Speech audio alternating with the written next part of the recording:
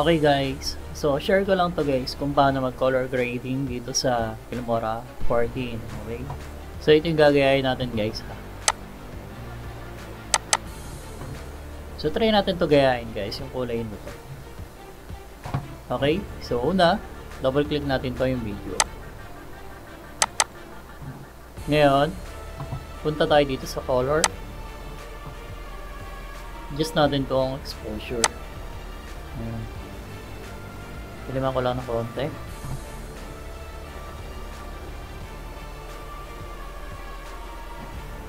Then, click natin to yung HSL. Adjust natin yung iba niyang kulay dito.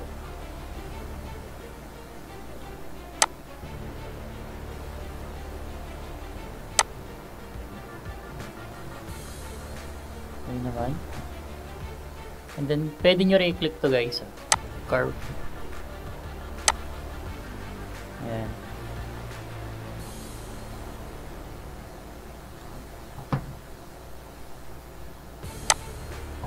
Okay. Next, ito naman. Isang video naman yung edit natin. So, double click lang natin ulit to. Punta kayo dito guys sa basic lang.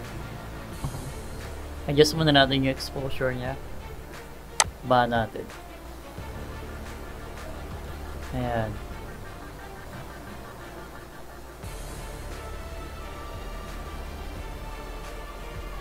Adjust natin to guys yung temperature nya.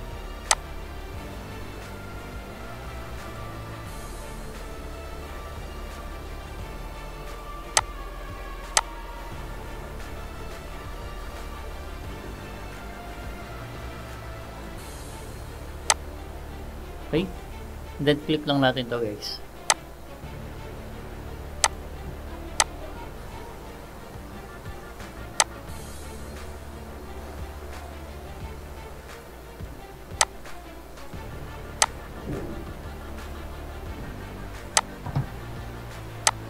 Ito ganun din.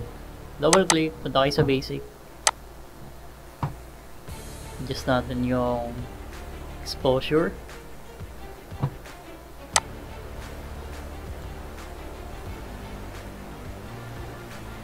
And then dito, taas natin.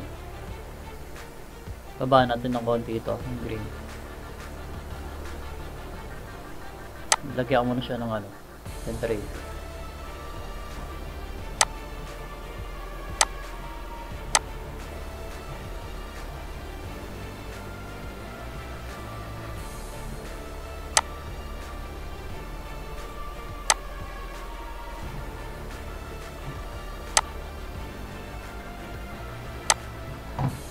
And then next, lagyan natin siya ng effects. Ito guys, yung cinematic.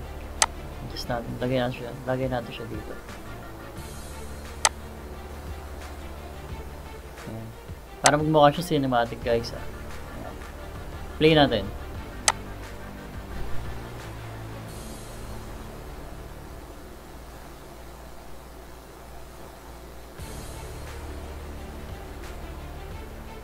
Okay, ngayon maglalagay naman tayo ng na background music niya.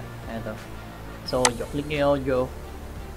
Dito mamili tayo ng cinematic na pwede natin gamitin. Ito, for example ito. Lagay natin.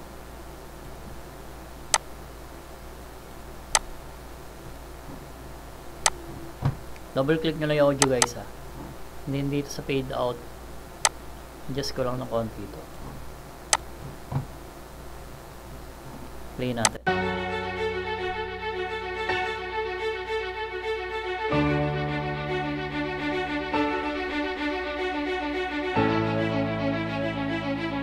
Okay, ngayon click natin to guys. Yung view. Teka lang, dito pala. Eto. Click natin ito. Ayan, ito yung kulay niya kanina. And then ito yung na-edit natin. Okay. Click ko lang to. Dito, click natin. Tignan natin yung pagkakaiba.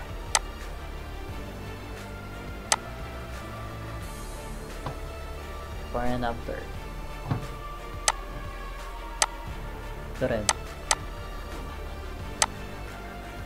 Okay, so ganun lang mag color grade dito sa Filmora 14. Okay, ngayon kung meron kayong gustong itanong guys, comment lang kayo sa baba.